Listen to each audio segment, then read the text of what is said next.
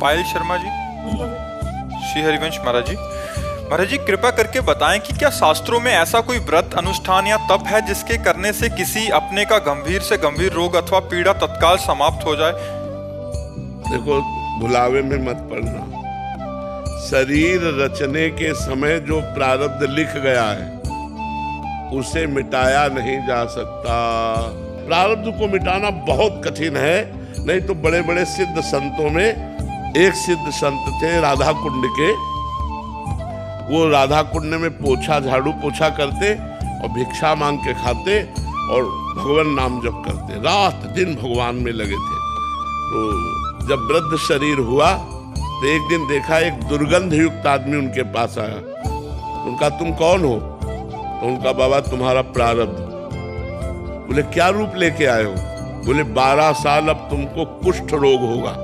मैं कुष्ठ रोग हूं, गलित कुष्ठ तुम्हारे शरीर में।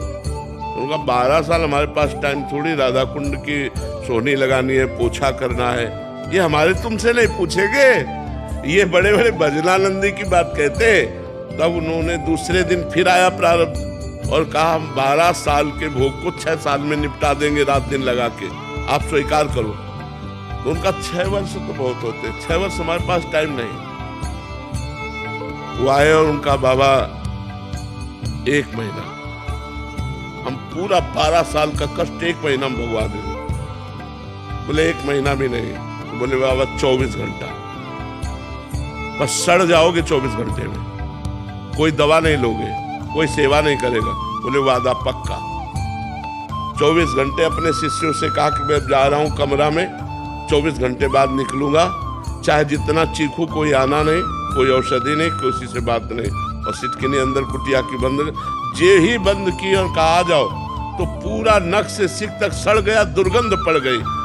इतना भीषण पीड़ा 24 घंटे भोगने के बाद वो खत्म हो गया।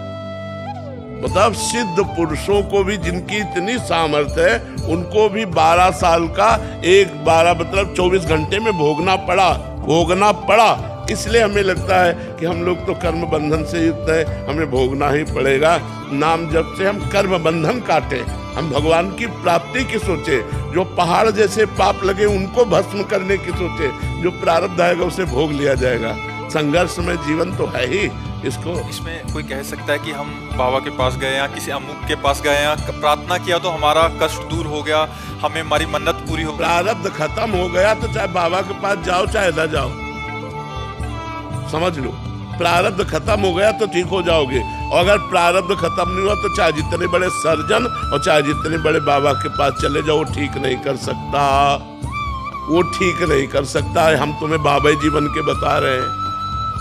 प्रारब्ध भोग खत्म हो गया है तो हो सकता है, नहीं तो ऐसा नहीं है, ऐसा सिद्धांत नहीं। हाँ, एक कार्य है, हम आपके प्रारब्ध को भोग करके मिटा सकते हैं, आप जान नहीं पाओगे। जैसे आपका प्रारब्ध है कि आपके एक फोड़ा होगा और आप सड़ोगे महीना भर, तो 24 घंटा के लिए हमारे फोड़ा होगा और ठीक हो जाएगा, आपको होगा ही नहीं। ऐसे बड़े बड़े संत अपने जनों के प्रारब्ध भोगे हैं, कोई जान नहीं पाया।